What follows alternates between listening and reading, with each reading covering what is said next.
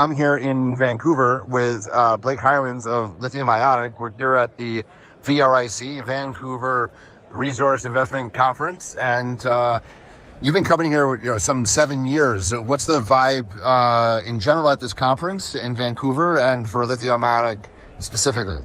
Yeah, I mean, look, Lithium Ionic is a great vibe always, but this conference is as busy as I've ever seen it. I was saying to somebody, I was here about 3 years ago, kind of post-COVID, and you could roll a ball down the aisle and not hit a person, and it's not like that today. I mean, yesterday and today have been slammed, busy, lots of interviews, lots of interest. I mean, maybe it's the sign of a very good year or two ahead of us, so it's a good sign. And it's Lithium Ionic, we're gonna have a busy year.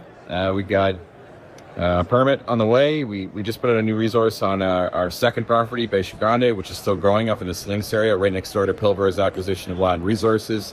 That asset alone should be worth more than our market cap right now. So it doesn't even consider the over $1 billion project in Bandeira we have to the south. We're going to start the process of introducing a new build team. Really excited to bring them on board. They're going to be very recognizable. I think people are going to really appreciate the validation that's going to bring to our project. After that permit, you're going to see us order a DMS plant and start the process of constructing. I mean, we have a project that makes money even in this environment.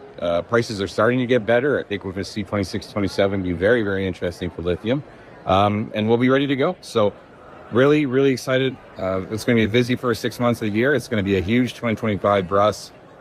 Stock's starting to behave. Things are starting to move in the right direction, and we're looking forward to it.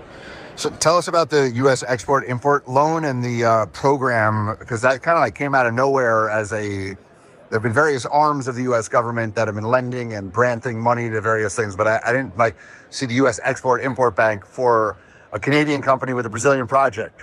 Yeah, look, we were initially introduced to them by a large U.S. automotive, actually, and we talked to them for a long time. We mentioned Southcom in that press release, and Southcom really was a big part also, the military complex of the U.S. government stepping in and saying, we want this material, we need this material. This is some of the cheapest, highest quality material in the world. EXIM step in and let's make this happen. EXIM announces last week, really, really important. I can't stress this enough, that they're going back to having the import arm of this be the only key element to unlocking that money. I mean, this is some of the cheapest debt you can take on in the world to finance this project. They've shown us a stack that could really finance the entire project. And ultimately, what we need to do now is look at the next steps of how this material is going to onshore into the U.S., which is a huge market. And EXIM and other U.S. arms, whether it be the military complex or U.S. automotive, are very, very supportive of bringing in material from Brazil and from Lithium Ionic. So really a huge pat on the back to us from a group that is very, very keen to get our material.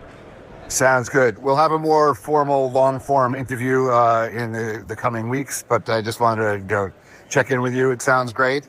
Good to see the stock ticking up at the start of the year, and also lithium prices. Let's hope it continues. Yeah, see you in your Blake. Appreciate it.